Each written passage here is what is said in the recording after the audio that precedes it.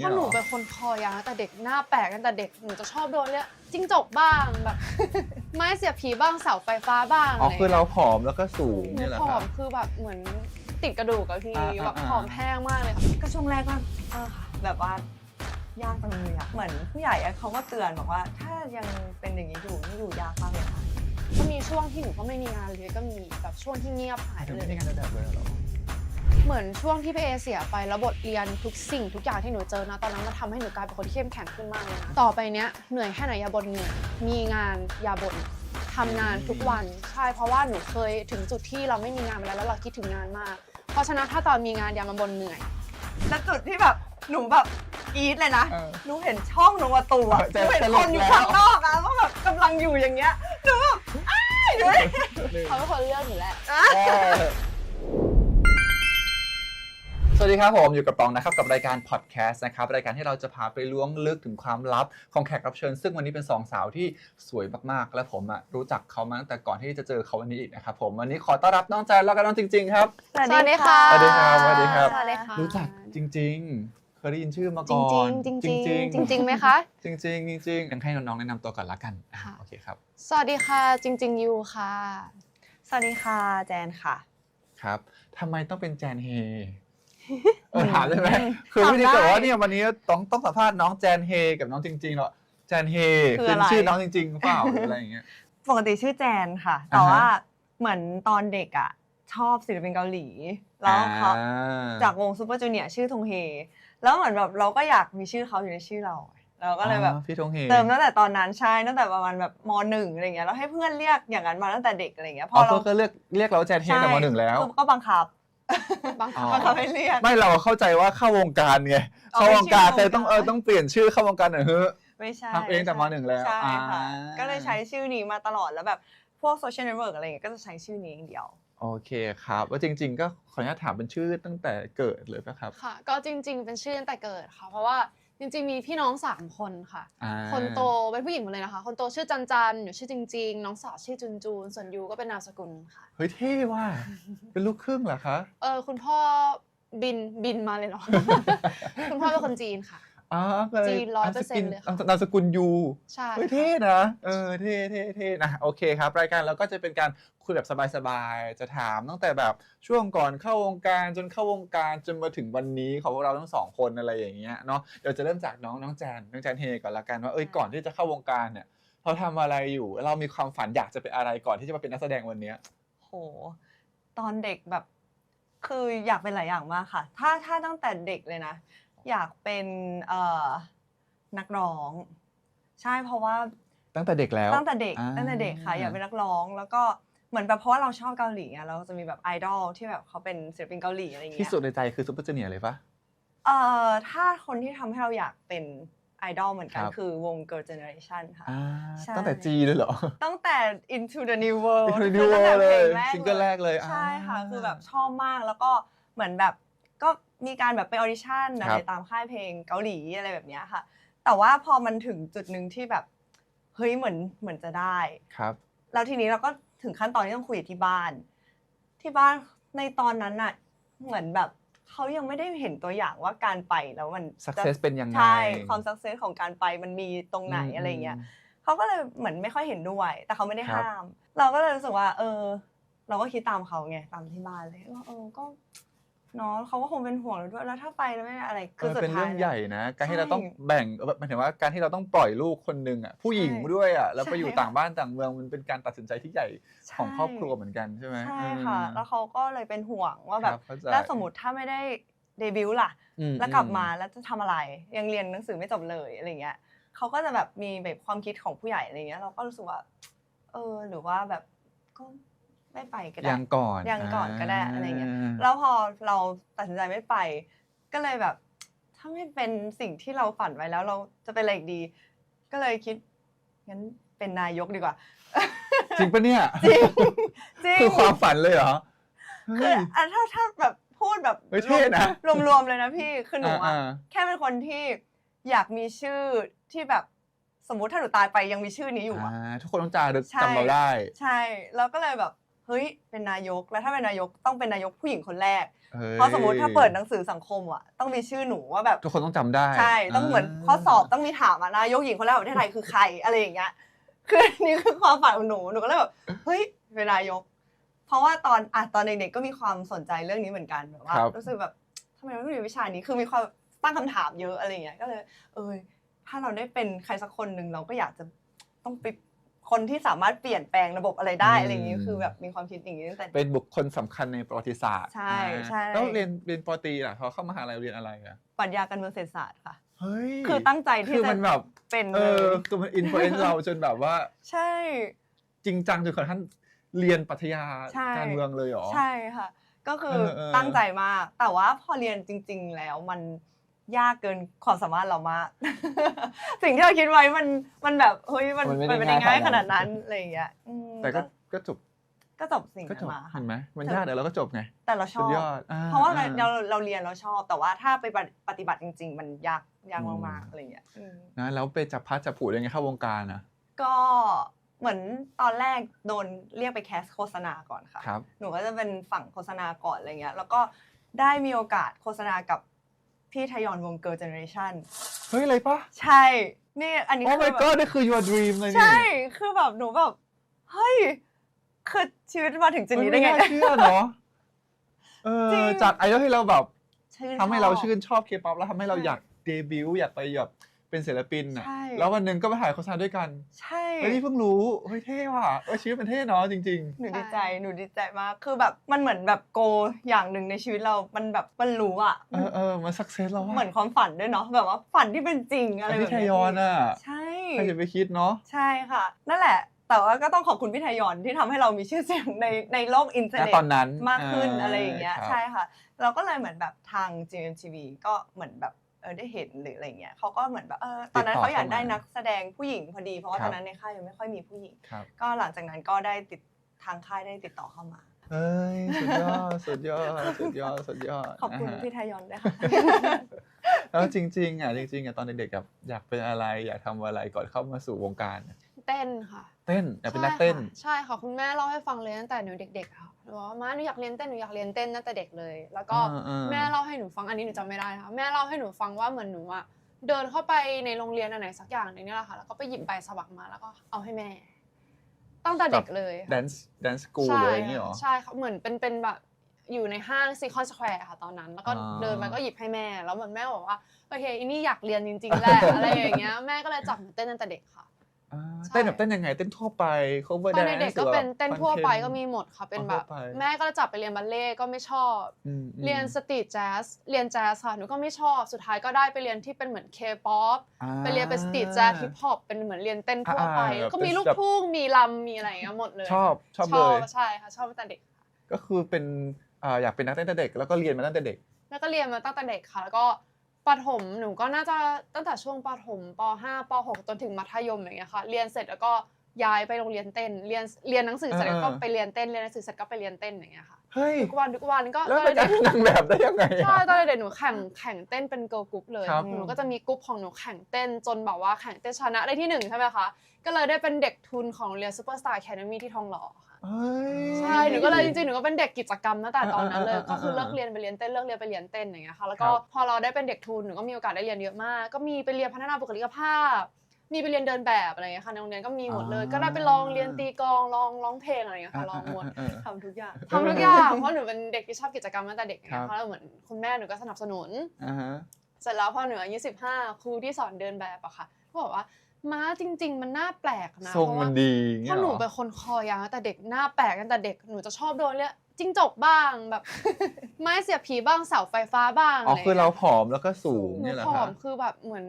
ติดกระดูกอะพี่ แบบผอมแห้งมากเลยค่ะ โดยที่เราก็ไม่ได้แบบตั้งใจให้ผอมป่ะหรือก็ ไม่ เป็น ได้ แค่ ตั้งใจ ร่าง ให้ กาย ผ เรา อม แบบนั้น กินอยากให้ตัวเองอ้วนด้วยซ้ำเพราะหนู เออ โดนว่าเป็นจิ้งจกไม้เสียบผีหรืออะไรหนูก็ยิ่งกินอยากให้ตัวเองอ้วนก็ไม่อ้วนอย่างเงี้ยค่ะ ก็คือกรรมพันธุ์ร่างกายเราเป็นอย่างงั้น ใช่ แล้วคุณครูที่สอนเดินแบบก็รู้สึกว่าเอ้ย ก็แบบว่า คนนี้เหมาะ จริงแบบนี่ได้นะแบบลองไปดูไหม อืม ตอนหนูอายุ15พอดีค่ะช่วงนั้นก็เรียนเต้นแล้วก็อายุ15แม่หนูก็ก็ลองไปก็ได้หนูก็ไปได้หมดหนูก็ชอบทำอะไรอย่างเงี้ยค่ะพอ15ตอนเช้าแม่ก็พาไปทำบัตรประชาชนที่เขตก่อน ครับ แล้วก็ไปเซ็นทรัลเวิลด์ค่ะไปประกวดไทยซูเปอร์โมเดลค่ะ โอ้โห แล้วได้ไหม ได้ที่ เฮ้ย 1ตอนอายุ15 เอ้ย2 คนนี้สตอรี่มันสุดยอดมากเลยว่ะ งงอ่ะเอ้ยมาเจอกันได้ด้วยแบบเท่มากเขาได้พอชนะไทยซูเปอร์โมเดลก็เข้าวงการนางแบบเต็มตัว ห เล นูก็เลย ย เข้าวงการนางแบบเต็มตัวเลย แล้วตอนนั้นพี่เอผู้จัดการหนู ครับ คิสโมเดลอะค่ะก็เจอหนูในหลังกองประกวดอย่างเงี้ยค่ะ ครับ เขาก็แซวหนูตั้งแต่เด็กๆแล้วว่าแบบไม่ชนะไม่เป็นไรนะลูกมาอยู่กับแม่อะไรอย่างเงี้ยค่ะใช่แล้วแต่พอหนูได้ที่1พี่เอก็เอาหนูเข้าโมเขาอยู่ดีโมเดลลิ่งแล้วหนูก็เป็นนางแบบมาแต่ตอนนั้นเลยค่ะใช่ค่ะแล้วพออายุ19ก็รู้สึกว่า15 16 17 18 19ทำที่ไทยแล้วหนูรู้สึกว่า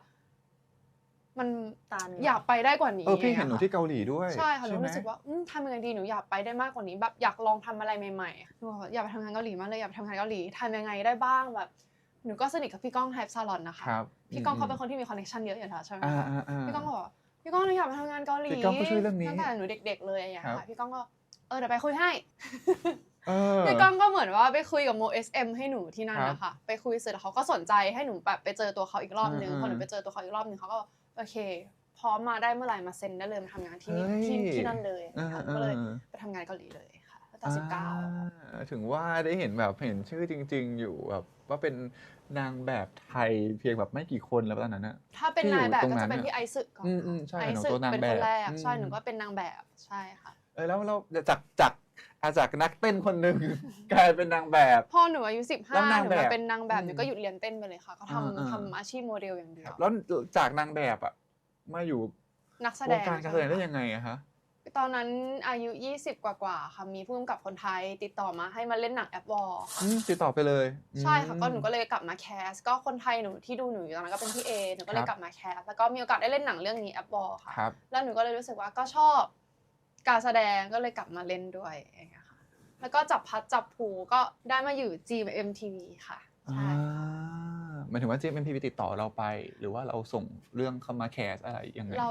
าเข้าไปเองเลยค่ะ จริงปะเนี่ยเฮ้ยใจกล้าบ้าบินสุดยอดมาก หนูเป็นบ้าบิ่น คือหนู ตั้งแต่ เดิน อายุ เข้าไป 19 คุยกับทาง GMMTV หรือว่าหนู คือ อยาก หนูมี ทำงานที่นี่ พี่กันอยู่แล้วค่ะพี่กัน ครับ อัตพันธ์อยู่ เป็นคน อยู่ รู้จักกัน GMMTV อยู่แล้วสนิทกันค่ะเป็นเพื่อนแก๊งเดียวกันเล อ๋อย ครับ แล้วหนูก็แบบว่าพี่กันหนูว่าหนูอยากเข้าแล้วนะ GMMTV เพราะพี่กันก็ชวนเข้าตั้งนานแล้วอะไรอย่างเงี้ยค่ะพี่กันก็เลยไปคุยกับผู้จัดการพี่กันให้แล้วผู้จัดการพี่กันก็บอกผู้ใหญ่แล้วหนูก็เลยได้เข้าค่ะ เขาอยากจะเรียกพบแล้วคุยสุดท้ายก็เซ็นสัญญาเลย เซ็นค่ะ เฮ้ยสุดยอดว่ะทั้งสองคนเขามีเขาเรียกว่ามี star Passion power แล้วก็มี passion ตั้งแต่เด็กเข้าใจปะคือถ้าคนที่ไม่ได้มี star power ตั้งแต่เด็กอ่ะมันจะมาถึงจุดนี้ได้ไม่ได้ง่ายค่ะเนี่ยแต่เราสองคนคือมี star power ตั้งแต่เด็กแล้วอ่ะนี่เราก็ชอบ K-pop ใช่ค่ะ แล้วเราได้ฟัง K-pop เหมือนเขาบ้างไหม ฟัง ใช่ มีแบบมีวงที่แบบว่าฟังประจำชอบไหมวงโปรด ชอบหมดเลยค่ะ ชอบหมดเลย เพราะเขา ได้ เต้น เพ ด้ ราะ ว ว่าย หนูเต้นแล้วหนูก็เลย ใช่ cover ทุกวงเลยที่ตอนนั้น วงแรก เพล ที่ ง รู้จัก ดัง 21เลยปะ To Anyone ชอบเต้นจริง To Anyone ทุกคนเลย ทุกคนต้องเต้นเพลงนี้ค่ะ 21เลย แล้วก็ ยุคนั้น Nobody บอกรุ่นเราเหมือนกันเนาะ ก็ไม่นะ ค่ะ พี่ทันอยู่เหมือนกัน อายุพอกันอยู่ได้อยู่เนาะโอเคก็คือกลายเป็นว่าเส้นทางชีวิตมันไม่ได้มันก็เหมือนจะดูง่าย แต่มันก็ไม่ได้ง่ายขนาดนั้นมันก็โหเปลี่ยนแปลงไปเยอะเหมือนกันแบบอย่างแจเนี่ยกว่าจะเป็นนักแสดงวันนี้เราเจอช่วงไหนที่รู้สึกซัฟเฟอร์มากๆเลยปะกับแบบ หนูอยากเป็นนักร้องใช่ไหมแต่ว่าหนูไม่ได้อยากเป็นนักแสดงเลย หนูไม่ได้อยากคือหนูรู้สึกว่าการเป็นนักแสดงมันยากมากคือนักร้องศิลปินอ่ะ ครับ มันคือการสื่อสารผ่านเพลงที่เป็น ครับ ความรู้สึกของเรา อ่าฮะ ที่เราจะรู้สึกได้ แต่ว่าสำหรับนักแสดงคือการสื่อสารตัวละคร ให้ คนอื่นได้เข้า เค ใจ รื่อง ตัว มือ ละ มัน ค เย ร อะกว่า ใช่คือเหมือนต้องเป็นคนอื่นนะคะ ครับ เพื่อที่จะสื่อสารออกไปอะไรอย่างเงี้ยแล้วหนูรู้สึกว่ายากอ่ะมันยากมากเลยแล้วยังไม่ได้แบบคิดอยากจะเป็นสิ่งนั้น เพราะว่ามันยากอะไรอย่างเงี้ยแต่ว่าพอเหมือนมีโอกาสได้เข้ามาแล้วก็เป็นคนชอบคว้า ชอบคว้าโอกาสอยู่แล้วก็อ่ะไหนลองดูดิมันจะเป็นยังไงอะไรอย่างเงี้ยก็ช่วงแรกก็ซัฟเฟอร์ค่ะ แบบว่า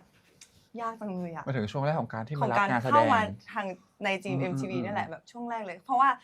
ตอนแรกเราอ่ะไม่ได้เป็นคนที่พูดเก่งมาก ครับ คือเราพูดเก่งเฉพาะกับเพื่อนสนิท แต่ถ้าแบบเราเจอกันใหม่ๆหนูก็จะนั่งเฉยนั่งยิ้มอะไรอย่างเงี้ยจะแบบ เอาเป็น introvert เหรอ ใช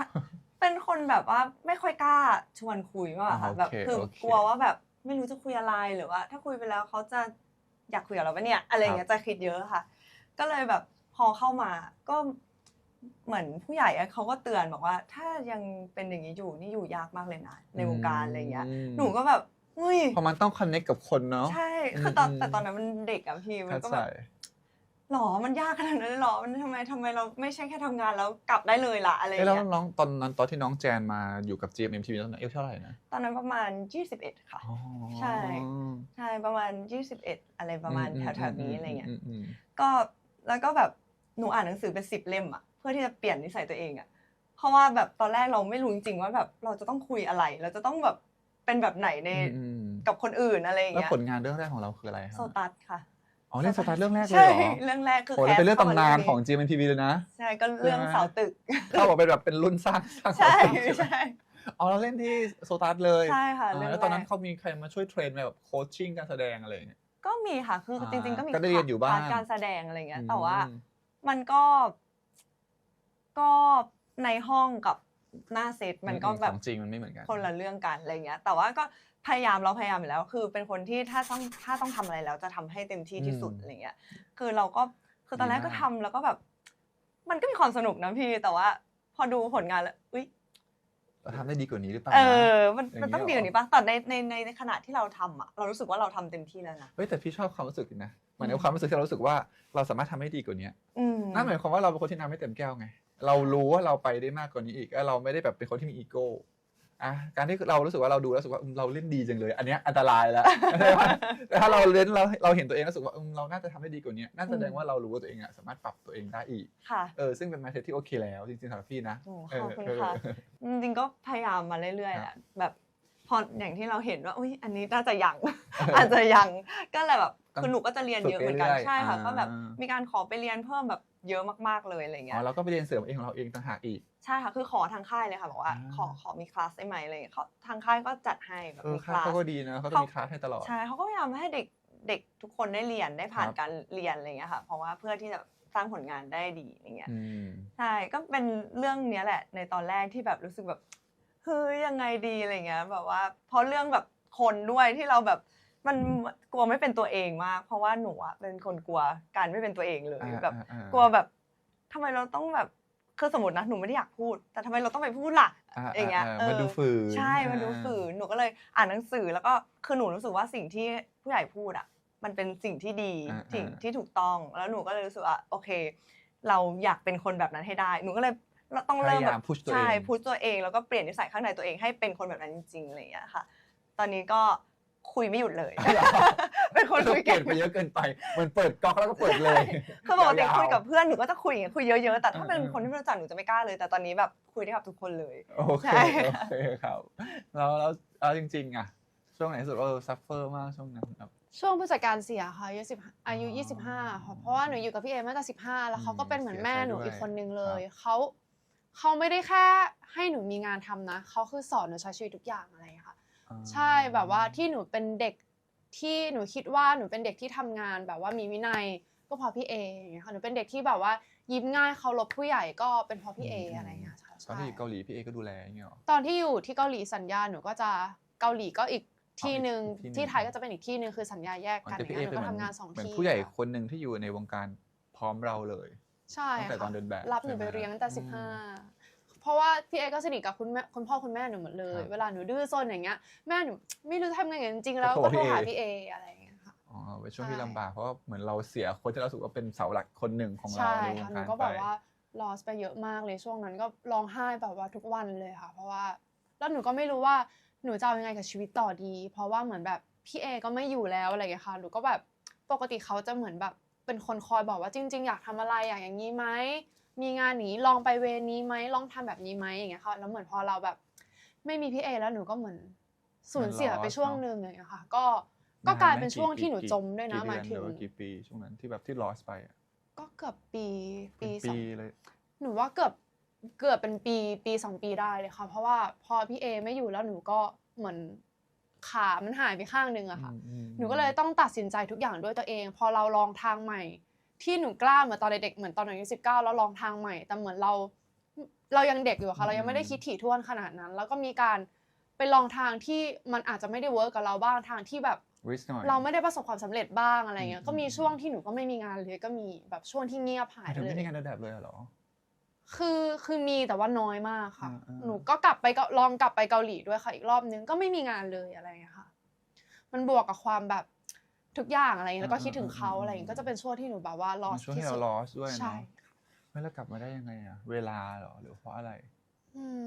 เข้มแข็งขึ้นเหรอคะ เวลาปะ หนูว่าเวลา ทำให้รเข้ม ด้วย แข็งขึ้นด้วยเนาะ ใช่ เรียน ค่ะ รู้ แล้วเหมื ขึ้ อน นด้วย เหมือนช่วงที่พี่เอเสียไปแล้วบทเรียนทุกสิ่งทุกอย่างที่หนูเจอนะตอนนั้นมันทำให้หนูกลายเป็นคนที่เข้มแข็งขึ้นมากเลยนะ มันทำให้หนูรู้ว่าต่อไปเนี้ยเหนื่อยแค่ไหนอย่าบ่นเหนื่อย มีงานอย่าบ่นทำงานทุกวันใช่เพราะว่าหนูเคยถึงจุดที่เราไม่มีงานไปแล้วเราคิดถึงงานมาก เพราะฉะนั้นถ้าตอนมีงานอย่ามาบ่นเหนื่อยทำงานไปในสิ่งที่เธอรักเธออย่ามาบ่นค่ะอะไรอย่างเงี้ย เก่งาก มันเหมือนแบบเขาสอนหนูเยอะมากในการที่แบบเหมือนเรียนรู้ด้วยตัวเองอะไรอย่างเงี้ยค่ะใช่หนูก็รู้สึกว่าตัวเองก็โตขึ้นเยอะมากค่ะ ใช่ มันเหมือนกับการแบบช่วงที่ lost อะ ใช่ มันเป็นช่วงที่หนักสำหรับเราแหละแต่ถ้าผ่านมาได้อะ ใช่ เรื่องมันน่าจะเป็นแบบเหมือนบทเรียนที่ทำให้เราโตขึ้นไวมากๆเลยเนาะ ใช่ มันเหมือนแบบทางที่ทำให้เราแบบเหมือนถูกบังคับให้เราโตขึ้นอย่างไวเลยอะเพราะว่ามันไม่มีใครที่เป็นแบบพึ่งพิงได้แล้วในตอน ใช่ นั้น ค่ะใช่ เอากลับมาดีกว่าไม่เอา แต่ว่าสิ่งที่หนูเจอมาทั้งหมดเนี่ยมันทำให้หนูเข้มแข็งมากเลยนะ นั่นแหละ ตอน ถึงเป็นหนูในวันนี้ได้ ใช่เป็น เก่ง จุดเรียน มาก ที่ดีมาก เก่งมากเก่งมากทั้งสองคนเลยนะฮะเดี๋ยวไม่งั้นเดี๋ยวน้องจะร้องไห้แล้วรีบกลับ ใช่ มา หนูพูดไปยิ้มไปอยู่ เห็นตาละโอเคกลับมาดีกว่าแล้วแล้วสองคนสุดท้ายเนี่ยมาเจอกันได้ยังไงหมายถึงว่าตอนนี้เรามีโปรเจกต์ร่วมกัน ค่ะ ถูกไหมฮะมีซีรีส์ที่กำลังออนแอร์อยู่ด้วยตอนนี้คือเรื่อง รันไม่ชอบไวน์ค่ะ ทำไมไม่ชอบวาย เพราะว่าชอบเบียร์ ยังไงนะ ล้อเล่นค่ะ อันไหนๆเล่าแบบเรื่องย่อกับตัวละครเราสองคนหน่อยไปประมาณไหน ก็เรื่องรันไม่ชอบไวน์ใช่ไหมคะแจนรับบทเป็นรันส่วนจริงๆรับบทเป็นไวน์ ครับ เรื่องก็คือรันเพิ่งเข้ามาทำงานในบริษัทหนึ่งได้ไม่นาน ครับผม เขาก็พยายามที่จะ make friend คือรันเป็นฝ่ายเซลล์ใช่ไหมคะเขาก็จะพยายาม make friend กับแผนกต่างๆอะไรอย่างเงี้ยเราเป็น supervisor แล้วก็ไปmake friend กับ supervisor แต่ละแผนกแต่ว่ามีอยู่แผนกหนึ่งที่เขาจะไม่ make friend กับเราก็คือคุณวายที่อยู่แผนกบัญชีค่ะใช่เพราะว่าเขาจะมองว่าเราแบบทำงานไม่เรียบร้อยทำงานแบบคือจริงๆเซลล์กับบัญชีอ่ะคนที่ทำงานบริษัทเขาจะ ตีกัน รู้แล้วว่าตีกันอยู่แล้ว อะไรอย่างเงี้ยใช่ก็จะเป็นปัญหาเหมือนในชีวิตจริงค่ะก็คือแบบเรื่องตัวเลขเรื่องความแม่นยำของแบบข้อมูลอะไรอย่างเงี้ยคือบัญชีเขาก็จะเนียบๆหน่อยเขาก็จะมองว่าแบบตัวรันอะแบบไม่เนียบเลยทำงานไม่ได้เรื่องอะไรอย่างเงี้ยก็จะมีแบบปะทะกันเยอะ ครับ แต่สุดท้ายก็ได้ไปเกิดแบบเฟรนด์วิดเบเนฟิตกัน อ่า ได้ยังไงล่ะ ต้องไปดูว่าบอกแค่นี้แหละว่าสุดท้ายแล้วคนที่ตีกัน ใช่ จะกลับมาเข้าใจกันได้ยังไง ใช่ ไง ค่ะอะไรแบบนั้น เอางี้ก่อนที่มันจะมาเป็นรันไม่ชอบวายเนี่ยแล้วมาสองคนมาเจอกันได้ยังไงเข้าใจปะคือโอเคเรามาอยู่ GMMTV ด้วยกันแหละ แต่มันก็จะมีคนอีกเยอะแยะมากมายถูกไหม ใช่ แล้วทำไมถึงกลายเป็นแบบต้องเป็นแจนเฮกับจริง คือแจงกับจริงอะรู้จักกันครั้งแรกเรื่องน้องสาวไหนะตอนนั้นเรายังไม่ค่อยคุยกัน ๆ เลย แต่ว่าได้เล่นด้วยกันเรื่อง ใช่ นั้น ค่ะเป็นเรื่องที่ได้ทำงานร่วมกัน อ่า จริงๆเขาจะหน้าดุอะ เขาจะเป็น เห ค ร น อ หน้า แล้วเป็น ดุ คนดูเหรอจริ เขา ง หน้าเขาดุถ้าเขาทำหน้า ๆแต่ตัวจริงเขาไม่ดูเลยนะ ไม่ดุ เขากลัวหนูมากตอนแรกเขาไม่กล้าคุยด้ว ใช่ ย ไม่คือไม่เชิงไม่กล้าแต่เราจะรู้สึกว่าแบบเขาจะอยากคุยกับเราวะเนี่ย คือเขาแบบเขาถ้าเขาทำหน้าเฉยๆทำหน้าเฉยๆเขา เอาเหรอเราเป็นคนหน้านิ่งๆเหรอ เขาจะอยู่อย่างนี้ ใช่แล้วหนูก็เป็นคนที่หนูแบบเพิ่งเข้า GMMTV GMMTV หนูก็ไม่ค่อยกล้าคุยกับใครเพราะทุกคนเขาสนิทกันอยู่แล้วใช่ไหมคะ อ่า หนูก็จะนั่งเงียบๆอยู่คนเดียวแต่หน้าหนูก็จะเป็นประมาณเนี้ยค่ะ ก็คือไม่ได้คิดอะไร ไม่ได้ ไม่ คิ ดี ดอะไรแต่ว่าไม่รู้จะคุยกับใครไม่กล้าชวนคุยอะไรอย่าง โอ เงี้ย เคครับ ใช่หนูก็เจอเวอร์ชันนั้นแล้วก็แบบอุ๊ยน่ากลัวจัง ไม่ค่อยกล้าคุยอะไรเงี้ยแต่วันมีเหตุการณ์ที่ทำให้เราแบบกล้าคุยกันมากขึ้น ห้องน้ำ อ๋อ เรา ในซีรีส์เรื่องนั้น ใช่ค่ะตอน อ่าฮะ ถ่ายทำอยู่ ยังไงห้องน้ำมันคือยังไงครับ คือหนูเป็นคนหูไม่ดีค่ะ ครับ พี่จัดเราจะว่า เป็นคนหู ไม่รู้ ไม่ จะ ดี เกิดยังไงเลยอ่ะ คือมันอันนั้นน่าจะประมาณแบบคิวถ่ายประมาณคิวที่3อะไรเงี้ยก็คือแบบเพิ่งเริ่มแบบไม่นานมากอะไรเงี้ยเราก็ยังไม่ค่อยได้คุยกันเยอะ ก็มีคุยกันนิดหน่อยแต่ยังไม่แบดใส่กัน ยังแบบว่าก็แค่แบบเป็นไงจริง ๆ อะไรเงี้ยคุยกันแบบ นิดหน่อย พื้นๆอะไรเงี้ยตอนนั้นเป็นตอนเช้าอยู่อุ้ยปวดท้องอยากเข้าห้องน้ำอะไรเงี้ยก็เลยแบบว่าขอไปเข้าห้องน้ำก่อนนะแล้วห้องน้ำที่นั่นอ่ะเขาจะเป็นเหมือนแบบเป็นประตูไม้แล้วก็มีที่ขั้นอ่ะเหมือนเป็นที่ขั้นกรนะคะที่แบบเพื่อไว้ล็อกอะไรอย่างเงี้ยใช่ไหมหนูก็โอเคเรียบร้อยหนูก็ไปนั่งแล้วหนูก็ได้ยินเสียงข้างนอกละจริงๆบอกอยากเข้าห้องน้ำอ่ะมีใครอยู่ในห้องน้ำปะแล้วหนูก็ได้ยินเสียงตอบกลับมานะแจนอยู่อย่างงี้แล้วอีกแป๊บหนึ่งกึก มีคนเขย่าประตู ใช่มีคนเขย่าประตูหนูก็มีคนอยู่แล้วก็กึกพี่มันเปิดไม่ได้นี่ตะโกนบอกเหมือนบอกพี่ทีมงานว่าพี่มันเปิดไม่ได้ แต่เราก็ตะโกนจากข้างใน ใช่ ว่ามีคนอยู่ คือตะโกนดังมากอ่ะแล้วทีมงานก็บอกว่ามีเจนอยู่ในห้องน้ำบอกแล้วก็ยังเดินอยู่อะ เปิดไม่ได้ ไม่ได้เหมือนไม่ออกอะพี่ทำยังไงอะไรอย่างเงี้ยคือแล้วตะโกนเสียงดังกันมากคือในห้องน้ำก็ดังข้างนอกก็ดังตัวจริงๆก็ดัง ไม่แล้วคนอยู่ในห้องน้ำมาตัวเล็กเอานะ คือหนูแบบเริ่มละแล้วจุดที่แบบหนูแบบกรี๊ดเลยนะ หนูเห็นช่องหนูประตูอะหนูเห็นคนอยู่ข้างนอกอะว่าแบบกำลังอยู่อย่างเงี้ยหนูแบบอ้ายอยู่ แล้วหนูก็คือแบบอย่างนี้แล้วก็เห็นว่าเหมือนเป็นขาคนนั่งอะพี่หนูก็ เราก็ส่องด้วยนะ พอหนูเสร็จอะ โอ้ยจริง หนูรีบหันหลังเนี่ยแล้วก็เอาหลังปิดประตูก็บอกว่าเรียกพี่ทีมงานมาช่วยบังหน่อยมีคนอยู่ในห้องน้ำพี่เขาก็มายืนบังกันหนูกันอยู่2 คนเดียวอะส่วนพี่แจเปิดประตูออกมา อยู่ในห้องน้ำฉันหนูก็แบบเฮ้ยคือใส่กางเกง หงุดหงิดเลยหงุดหงิด โอ้ยกูไม่ ท้อป่ะเราก็แบบไม่เข้าน้ำละพอละ ไม่เข้าแล้วห้องน้ำอยู่ อ๋อ แต่ว่าหนูอะพอจะรู้ว่าแบบจริงๆเขาหูไม่ดี แต่ก็ไม่คิดว่าจะไม่ดีขนาด ไม่ใช่ นั้น ไม่หูเป็นดีที่เป็นเราโกะจริง แต่เรื่องนี้คนรู้อยู่แล้วหนูหูไม่ค่อยดีจริงๆค่ะเรื่องการได้ยินอะไรอย่างเงี้ย ไม่ใช่แค่หูไม่ได้ยินหนูโกะ โกะด้วย ถ้าที่ฟังแล้วนะ คือแบบ แล้วเราไปกลัวคนอย่างนี้ได้ยังไงเนี่ย ก็เลยหลังจากนั้นก็เลยเหมือนแบบไม่ได้มีกำแพงอะไรกันแล้วแบบรู้แล้วว่าเป็นคนประมาณนี้ หลังจากนั้นคือเริ่มคุยกันละ ใช่ หลังจากนั้นก็ คุย โหคุยกันแป๊ดเลยค่ะ ใช่ หลังจากเรื่องเนี่ยแหละ เอาไงหลังจากเรื่องห้องน้ำ หลังจากเรื่องห้องน้ำเนี่ยแหละ หลังจากเรื่องห้องน้ำพูดกันแฟดเลย ใช่ก็คุยกัน ใช่ ไปเลย เลย ก็คือเริ่มสนิทกันมากขึ้นในเรื่องนั้นอะไรอย่างเงี้ยค่ะ แล้วเหมือนในกองนั้นนะเขาจะชอบถามหนูไงแบบคือตอนเนี้ยค่ายอ่ะมีแบบคู่แบบ GLBL เยอะอะไร จะ อย่าง ทำ เงี้ โปร ย เจกต์ ใช่ นะ เขาก็แบบว่าชอบถามว่าแบบอยากเล่นกับใครอะไรเงี้ย เขาถามแจนที ใช่ ว่า ค่ะ อยากทำโปรเจกต์กับใคร ถ้ามีแต่อยากเล่น ครั กับบ ใค ผ ร ม อะไรเงี้ยตอนแรกก็คิดไม่ออก แต่ว่าเหมือนพอร่วมงานกันกับจริงอ่ะเยอะ ครับ ขึ้นแล้วมันมีอีกเรื่องหนึ่งชื่อเรื่องมูเตเลิฟ ครับ อันนี้ก็ได้เล่นกันแบบเข้าคู่กันเยอะ ครับ อะไรเงี้ยก็เลยรู้สึกว่าคนนี้แบบ คนนี้น่าจะคลิก น่าสนใจนะ แบบตอนทำงานด้วยกันแล้วรู้สึกดีอะไรอย่างเงี้ยค่ะแบ อ๋อบ ก็แจนเป็นคนบอกทีมเลยว่าแจนจะเล่นกับจริง ๆ ถูกไหม ใช่ คือไม่ได้เกิดจากการที่แบบทีมจับคู่ให้มา คือแต่ว่าในสุดท้ายของกระบวนการนะ ครั คะ บ คือยังไงก็ต้อง ต้อง แคส แคส ค่ะ อยู่ดี ใช่ แต่เราก็แค่แบบแบบลองเสนอชื่อไป คือเขาก็จะมีแบบนักแสดงหลายคน ครับ ที่ได้มาร่วมแคสอะไรอย่างเงี้ยหนูก็ขอเพิ่มจริงๆลองดูได้ไหมแหละให้พี่เนี่ยลองดูว่าแบบโอเคไหมอะไรอย่างเงี้ย สุดท้ายก็เลยเป็นแจนเฮจริง ใช่ ๆแล้วรู้สึกไงบ้างตอนที่เขาบอกว่าเนี่ยเราจะมีโปรเจกต์ร่วมกันแล้วนะ ระหว่างแจนเฮกับจริง ๆ รู้สึกยังไงบ้างที่พี่อยากบอกว่าเนี่ยพี่จะมีซีรีส์ให้เรา2 คนนะอะไรอย่างเงี้ยอ่ะ หนูว่าคือตอนแรกเขามีโปรเจกต์ให้หนูใช่ไหมแล้ว ครับ เขาก็นั่นแหละหาคนที่จะมาคู่ด้ว ครั ย บ แล้วก็เลยมีการแคสกันอะไร ครั เงี้ บ ยเขาว่าเดี๋ยวอีก2 วันโทรมาบอกนะ ว่าแบบ ได้ ตัดสินใจ ใคร ยังไงอะไร ครับ เงี้ยทางค่ายตัดสินใจยังไงแล้ววันนี้เขาโทรมาหนูก็โอ๊ยเหรอจริงเหรอจริงเหรอ จ คะ ริงๆเหรอ จริงๆเหรอคะเนี่ยอะไรอย่างเงี้ยแล้วพอวางสายเสร็จหนูก็โทรไปหาจริง เออ ๆจริงๆพี่โกหกหนูปะเนี่ย อ้าว พี่ เรา รอเล่ ไม่ น รู้ ปะ มา เนี่ย ก่อนเหรอ เราไม่รู้มาก่อนเหรอคะ คือหนูคิดว่าที่ไปแคสเรื่องเนี้ยหนูคิดว่ามันก็ไม่ใช่หนูแน่ เอาเหรอ คือตอน ใช่ แคสมันมีความตลก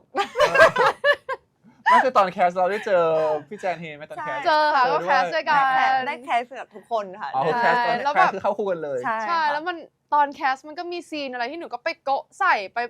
อยู่ดีก็ร้องไห้อยู่ดีก็อะไรก็ไม่รู้ตอน หรือ แคส เพราะพวกแบบนี้หรือเปล่า เพราะว่า ไม่แต่คาแรคเตอร์คุณวายคือไม่ได้เป็นอย่างนี้เลยนะคะเป็นตรงกันข้ามเลยคุณวายเป็นคนเนียบไง ไม่พี่ไม่ได้หมายถึงว่าความโกะ เอาความ หมายถึงว่า โก๊ะ ความสบายใจหรือความอะไรสักอย่างที่เราทำกับสิ่งนั้นพี่ว่า casting director เขาอาจจะมองเห็นตรงนั้นไงคะแล้วเขาอาจจะอันเนี้ยมันเป็นสิ่งที่สร้างไม่ได้ไง อ๋อ แต่คาแรคเตอร์อ่ะมันสร้างได้ว่าจะสร้างแบบเป็นคนจริงจังเป็นคนเฮฮามันสร้างได้ แต่เคมีหรือความเข้าใจความคอนเนคบางอย่างมันสร้างไม่ได้พี่คิดว่า casting director เขาอาจจะมองเห็นจุดนี้ หนูว่าอาจจะเป็นในเรื่องนั้นด้วย เออ เหมือนกัน เออ ที่แบบว่าในตอนที่เราเล่นด้วยกันหรือว่าแบบด้วยงานที่แบบทำด้วยกันอะไรอย่าง ครั เงี้ บ ยเขาอาจจะมองว่าอุ๊ยน่าสนใจใช่ค่ะ เรียกเป็นเดซินี่แหละด้วยเป็นเดซินี่ที่เราเลือกเอง ที่เรามีส่วนนิดหน่อยไงเรามีส่วนนิดหน่อยเพราะว่า นิดนึง เขาเป็นคนเลือกอยู่แหละ แล้วแสดงว่าเราอยู่ด้วยกันนะตั้งแต่โปรเจกต์เริ่มต้นเนี่ยคือก่อนจะมาเป็นเนี่ยก่อนที่เราจะเห็นซีรีส์ออนแอร์วันเนี้ย ค่ะ นานหรือยังที่เราได้รู้ว่าเราจะต้องทำงานร่วมกัน อ่า 5 เดือนเหรอ ก็เกือบครึ่งปีเลยมั้ง ใช่ ก่อน ค่ะ ถ่าย ประ นะ มาณ 5 เดือน ใช่ค่ะประมาณปลายปีที่แล้ว แสดงว่าเราก็รู้จักกันพอดีพอสมควรแสดงว่าเราก็รู้ว่าเขาชอบกินอะไรไม่ชอบกินอะไรถูกไหม รู้ค่ะ เขาชอบกินอะไร รู้ก่อนเขาไม่ชอบกินเห็ด พี่แจนไม่กินเห็ดเลย ไม่กินเห็ดไม่กิ ทุ น กช ซ นิด อส ซอสก็ไม่กินเหรอ ไม่กิน ำ ซ โจ๊ อก สอย่าง น้ำจิ้ม เช่นซุกี้แห้งใส่ซอสเขาจะไม่ใส่ซอส ไม่ เขา ใส่ จะกิน เลย แค่ซุกี้แห้ง ใช่ อ๋อคลีนเล ใช่ ย กินซูชิก็ไม่กินแบบโชยุไม่กินซอสอะไรเลยใช่ เป็นสายลอมแบคทีเรียสุดๆ เอาจริงๆอะจริงๆชอบไม่ชอบอะไรพี่แจน เขาชอบกินแบบพวกของแซ่บๆของเปรี้ยวๆชอบกินมะม่วงเปรี้ยวมาก จริงเหรอ ใช่ค่ะ ชอบกินมะ โอ ม่วง เคของแซ่บเหรอ ชอบกินของแซ่บค่ะ ของ มะม่วง เปรี้ยว ส้มตำยำ เอา อะไร ไม่ อย่าง น่า เงี้ย เชื่อเพราะเราแบบอยู่ไปอยู่เกาหลีไงอารมณ์แบบไม่คิดว่าเราจะแบบชอบกิน อ แบ ยู่ บ เกาห เป็ ลี น คือ ต๊อก หิว ไปเล ส้ ย มตำมากค่ะ กินเป็นปลาร้าเป็นไหม สุดๆค่ะ โอ้ พี่ เหรอ ไปร้านส้มตำหนูสั่งแจ่วขมนะพี่กินเป็นเปล่าแจ่วขม พี่เป็นเด็กเหนือพี่กินเป็นหมดเลย ไม่ค่อยมีใครกินกันนะแจ่วขม พี่จะเป็นคนชอบกินของแปลกหมายถึงว่าชอบลองของใหม่ๆใช่แบบถ้าร้านนี้มีของแปลกเนี่ยไม่เคยกินสั่งมาก่อนอร่อยไม่รู้อะสั่งมาก่อนอะไรอย่าง ใช่ เงี้ย นี่อยู่ด้วยกันได้2 อย่างแล้วนะ เป็นเหมือนกันเลยค่ะ เป็นเหมือนกัน2 อย่างแล้วนะ อ่ะโอเค แขกรับเชิญที่มาทุกคนเนี่ยเราจะมีเพลย์ลิสต์ของแขกรับเชิญให้แบบแฟนๆกลับไปฟังตามศิลปินเพราะพี่เชื่อว่าแฟนๆบางคนบางทีเขาไม่ได้เจอเราตามงาน หรืออาจจะมีช่วงที่เขาแบบไม่เห็นหน้าเราอ่ะเขาต้องมีอะไรสักอย่างที่อยากคอนเน็กกับศิลปินเราก็เลยสร้างเพลย์ลิสต์ขึ้นมาเป็นเพลย์ลิสต์ของเจนเฮจริงๆให้แฟนคลับไปฟังตาม ให้เราเลือก3เพลงที่เรารู้สึกว่าเราชอบฟังเพลงแรกของพี่แจนคือ เพลงแรกของแจนคือเพลงงานรักละค่ะ นี่ เป็นเพลงประกอบซีรีส์รัน ไม่ได้โปรโมทนะแต่เราอิน แต่หนูอ่ะฟังเยอะจริง ครับ ๆ คือแบบว่า เพลงนี้ใครร้องเอางี้ก่อนครับ แจนกับจริงๆนั่นแหละ อ่า ใช่ ก็คือระหว่างขับรถอ่ะ ฟังอยู่อย่างนั้นอ่ะ กดแบบรีพีทอ่ะ เพราะเราร้องเองด้วย ไม่เป็นเพลงที่น่ารักค่ะ ค ห รับ มายถึงว่าชอบตั้งแต่แบบเป็นเดโมมาแล้วก็แบบหุยเพลงนี้ดีมากเลย พี่ อ่ะ ขอนิดนึงได้ไหม ท่อนหนึ่งนะคะ ดงร้องได้ไงก็ได้หรือยังไงก็ จะ ได้ ร้องเลย เดี๋ยวพี่ดับให้5 4 3 2 Don't wanna say la la la love you but I do มันแพ้เสียงในหัวใจ Don't wanna say la la la love you เธอเพราะเธอดันเข้ามาทำให้ฉันต้องหลงรักเธอ เฮ้ยเพลงน่ารักว่ะ ใช่หนูก็ชอบมากก็เลยแบบฟังตลอดค่ะเพลงนี้ มาเพลงของหนูบ้างจริง ก็ชื่อเพลงว่า Why I Hate You ค่ะ ๆเฮ้ย อันนี้ก็เป็นเพลงที่เราร้องคู่กัน ต้องเป็นเพลงช้าแน่เลย เพลงแบบว่าเซ็กซี่ จริงปะเนี่ย โชว์สเต็ปเต้นอะไรอย่างงี้ค่ะ ลุกเลย เฮ้ย เราเล่นเลยต่อไปเป็นเพลงที่เราชอบละเอาละ หนูเอาเพลงนี้ก่อนได้ไหมเพลง ได้ ที่ ครับ เป็นเพลงที่หนูอ่ะชอบมากๆแบบ ได้ ฟัง เลย ตั้งแต่มัธยมปลายอ่ะ เกาหลีแน่นอน ไม่เอาเป็นเพลงไทยละกัน อ๋อเหรอฮะ ใช่ โอเค ค่ะ ได้ เพราะว่า เลย ใช้ในตอนที่เหมือนเราจะจบม .6 แล้วมันเหมือนแบบพอได้ยินเพลงนี้แล้วมันนึกถึงแบบความทรงจำอะไรอย่างเงี้ยหลายๆอย่างชื่อเพลง Some Other Day ค่ะ ของ Singular นานมากนานมากๆนานมาก ก็ไม่นานขนาดนั้น ๆแล้วเหรอแต่ว่าหนูชอบเพลงนี้มากๆ แล้วแบบขึ้นมาหนูแบบจะร้องไห้ได้อะไรอย่างเงี้ยใช่เพราะมันอินค่ะ มันจะแบบนึกถึงแบบไม่ใช่แค่ตอนม .6 แต่ว่าแบบหลาย ๆ อย่างในชีวิตเรามัน ถึงวัย เป็นแบบ ช่วงนั้น นั้น ด้วย ใช่ค่ะ อืม นั้นก็เลยแบบชอบเพลงนี้มากลองไปฟังกันนะคะ โอเคเพลงที่2จริง อันนี้เป็นเพลงที่ทำให้หนูก้าวข้ามผ่านความกลัวของตัวเองแล้วกันค่ะ เพราะว่าจริงๆ หนูเป็นคนที่ไม่กล้าร้องเพลงเลยถามพี่แจน หนูเป็นคนไม่มั่นใจในเสียงตัวเองไม่กล้าร้องเพลง แต่ว่าหนูมีซิงเกิลแรกเป็นเพลงเดี่ยวของตัวเองแล้ว นี่ ค่ะ ชื่อเพลงว่าระยะใกล้รักค่ะ ก็เป็นเพลงประกอบซีรีส์เรื่องรันไม่ชอบวายเหมือนกันค่ะ แต่จะไม่ร้องสดให้ฟังนะคะ ไปฟังในแพลตฟอร์มค่ะ ๆ นี่บอกพี่แล้วนะไม่ให้พี่บอกเลย รีบพูดเล รีบพู ย ดเลยโอเค เดี๋ยวไปฟังกันนะครับผม ต่อไปเพลงสุดท้ายของคุณแจน เพลงสุดท้าย ถ้าเพลงที่ฟังบ่อยมากๆ อันนี้เป็นเพลงเกาหลีละ อ่า ชื่อเพลง Friday ค่ะของ IU อืม ใช่จะเป็นแนว ของ น่ารัก พี่ ใช่ค่ะ อืม แบบเวลาที่เหนื่อยหรือว่าแบบสมมติทำงานเหนื่อยแล้วกลับมาที่ห้อง ครับ เปิดแอร์เปิดเพลงนี้ ใช่ แล้วก็ทำแบบมันแบบพวกแบบเซลฟ์แคร์ไนท์รูทีนอะไรอย่างเงี้ยก็จะได้เพลงนี้อะไรอย่าง นึก เงี้ย ภาพออกมูด ใช่หนูจะชอบแบบ เออ สร้างบรรยากาศจะสร้างด้วยเพลงนี้แล้วก็แบบจุดเทียนมาร์กหน้าอะไรอย่างงี้ด้วยแบบมูดของเพลงนี้อะไรอย่างเงี้ยค่ะหนูชอบมาก ครับ ใช่ค่ะ จริงๆล่ะครับ เพลงที่หนูชอบตั้งแต่เด็กนะคะ เป็นเพลงที่แบบทำแล้วทำให้หนูอารมณ์ดีแฮปปี้แล้วก็ อ่า เป็นเพลงที่ทำให้ต้องลุกขึ้นเต้น แล้วก็หยิบรีโมทมาร้องเพลงตลอด ลุกขึ้นเต้นด้วยเลย นี่ ใช่ ก็คือเพลง ตกหลุมรักของพี่หวายค่ะ เฮ้ย สุดๆ เด็กยุคเก่าของเราทุกคน จริงเหรอใช่ ไม่ ค่ะ ไม่ค่อยมีคนตอบเพลงนี้ ดึง นะ ดึง เออ เลยแล้วก็จะต้องแบบกระโดดขาไปเล่นเปียโนใน MV เลยอย่างเงี้ยค่ะ และนี่คือเพลย์ลิสต์ของแจนแล้วก็จริง ๆ นะครับผม6เพลงนี้นะแฟนๆไปฟังก็จะสวิงหน่อย อะไรวะ หลายอารมณ์ หลายอารมณ์ หลายอารมณ์ต่อไปจะเป็นช่วงขำๆละเราคุยกันมานานเราจะเป็นช่วงถามไวตอบไวอันแน่ เฮ้ย จะเป็นแบบพี่ถามน้องตอบเลยแบบถามปุ๊บตอบปั๊บ ใครตอบก่อนคะ ตอบพร้อมกันเลย อ่า ไม่เป็นไร แย่ คำถาม แล้ว ง่ายๆเลยอะไรอย่างเงี้ยเริ่มมาลองดูก่อนไหมลอง ได้ ดู ค่ะ หมูปิ้งหรือไก่ย่าง หมูปิ้ง ไก่ย่าง อ่า หนูเร็วกว่า จริงเหรอ ไม่ได้แข่งกัน ไม่ได้เนี่ยเราชอบแข่งขันไงเราชอบแข่งขัน อ๋อ ไง ไม่ ค ต้ วา อง มชอบของตัวเอง ทำไมชอบหมูปิ้งทำไมชอบไก่ย่างถามหน่อย พูดก่อน หนูชอบเป็นคนกินข้าวเหนียวหมูปิ้งมากค่ะแบบข้าวเหนียวหมูปิ้งตอนเช้าแล้วที่เป็นข้าวเหนียวแล้วเทน้ำหมูปิ้งใส่แล้วก็ขยำ เทน้ำได้เหรอ เทน้ำในหมูปิ้งอะค่ะใส่ข้าวเหนียว Advance มาก เทใส่ข้าวเหนียว Advance แล้วข้าวเหนียวมันจะชุ่มอร่อยมาก เจ้มจน ใช่เจ้มจน แอด เจ้ม วา จ น น ซ์มากเลยเหรอ พี่ลองกินตามหนูอร่อยจริง ตกใจ พี่ชอบกินเหมือนหนูไง ตกใจเลยเพิ่งเคยเห็นเหรอต้องเทน้ำใส่เข้าไปหรอ เทน้ำใส่ข้าวเหนียวแล้วก็ขยำ คือความเข้มข้นของหมูปิ้งมันคือตรงน้ แต่มัน ำ มัน พี่ก็กินอย่างนี้นะ ใช่ มันมันมากเลยนะจริง หนูเป็นคนชอบกินมันมาก กินแต่มันค่ะคนไหนกินแต่มัน สุดยอดแล้วไม่อ้วนได้ไงวะอิจฉา นั่นน่ะสิคะ เราชอบไก่ย่างมากกว่า หนูชอบเป็นคนชอบกินหนังไก่ ใช่หนูชอบกินหนังชอบกิน เฮ้ยแล้วเด็กพวกนี้มันเอาแคลอรี่ไปตรงไหนอะทุกคนต้องเห็นว่าตัวจริงอะแค่นี้เองนะ2 คนอะคือตัวแค่นี้เองแต่ชอบกินมัน ใช่ชอบกินมัน ชอบกินหนังไก่ หนั อง ย่างเงี้ย ไก่หนังไก่ย่างหนังไก่ต้มหนังไก่ทอดเลยหนูชอบกิน สุดยอด หนังไก่เลย แล้วพี่จะรู้คำว่าทำไมวันเนี้ย ต่อไปสโนไวท์หรือเจ้าหญิงนิทรา เจ้าหญิงนิทราค่ะ สโนไวท์ แต่ยังอึ้งอยู่เลย ทำไม เราเป็นคนชอบดิสนีย์กันไหมโดย หนู ปกติ หนูชอบมาก จริง ห เหร นู อ ชอบเจ้าหญิงมาก ๆ ๆแต่เจ้าหญิงที่หนูที่ชอบ ชอบที่ ที่ สุ สุ ด ด คื คือ อให้ถ่าย โอ้พี่ เอ้ย รัก ฉั พั น นเซล รู้ ใช่ ก็รูปผมหายแล้วอันหนูว่า หนูชอบเจ้าหญิงเบลค่ะ ชอบเบลแต่ว่าชอบ ใช่ ดิสนีย์เหมือนกันใช่ไหม ชอบดิสนีย์ค่ะแต่ว่า อ่า เจ้าหญิงที่ชอบที่สุดคือเจ้าหญิงเบล ชอบเบลก็ ชอบ เนี่ย Rapunzel ชอบเหมือนกันไงแล้วคุยกันรู้เรื่องไปดิสนีย์แลนด์น่าจะอินกันน่าดูสองคนเนี้ยใช่ไหมไปได้เคยไปกันหรือยัง ยังไม่เคยไปด้วยกัน แต่อยากไปอยู่ ใช่ ใช่ สักทริปหนึ่งนะฮะผมเนี่ย งาน ไม่ได้ เข้า ไป ได้นะคะ งานเข้าได้นี่ไงเดี๋ยวจบนี่ก็ต้องมีทัวร์อะไร ใช่มีสาธุ ไปทัว ค่ะ ร์แล้ว สา ก็ ธุ ไป สา แบบ ธุสา ไป ธุ เที่ยวดิสนีย์แลนด์ด้วยกัน นี่ ไปด้วยกัน อยู่ทั้งวันนะ จริงๆ พี่อยู่ได้ทั้งวันจริง ต่อไปครับ หนังตลกหรือหนังดราม่า หนังตลก ด ค่ะ ราม่า เฮ้ยจริงเหรอชอบตลกเพราะเราเป็นคนแบบว่าชอบหวายใช่ไหมกระเซ่เกี่ยวไหมเกี่ยวไหมเกี่ยวเหรอไม่เกี่ยวเหรอ พี่อยู่กับหนูได้อยู่กับพวกหนูได้เลย ชอบหนังตลกชอบหนังตลก มันคลายเครียดดีค่ะ fulfill มันไม่ต้องคิดเยอะ ไม่ต้องคิดเยอะ ดูไปขำไปค่ะ หนูชอบหนังดราม่า หนูรู้สึกว่าแบบ เข้มข้นเลย ใช่ชอบแบบการค้นหาหรือว่าแบบการที่แบบหรือบางทีแบบซีนมันดราม่าจนเราแบบน้ำตาแตกฟิน ฟินเลย ฟิน ชอบเลย ชอบมากชอบมาก เออ เรื่องไหนทำถึงร้องไห้ชอบ ต่อไปสุดท้ายละไปเที่ยวแบบชอบไปปาร์ตี้หรือแคมปิ้ง แคมปิ้ง ปาร์ตี้ค่ะ แหมเราเป็น3โมเดลเกิร์ล เขาสายนี้อยู่แล้วเขาเป็นตัวยืน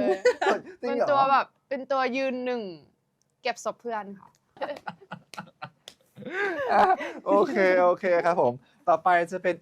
กิจกรรมสุดท้ายของรายการละคือเราจะให้ทั้ง2 คนเนี่ยเขียนคำถามไว้ในสมุดเล่มหนึ่งเพื่อถามแขกรับเชิญ EP ต่อไป ซึ่งไม่รู้เป็นใคร ค่ะ แล้วเราก็ต้องตอบคำถามจากแขกรับเชิญ EP ก่อนๆด้วยเหมือนกัน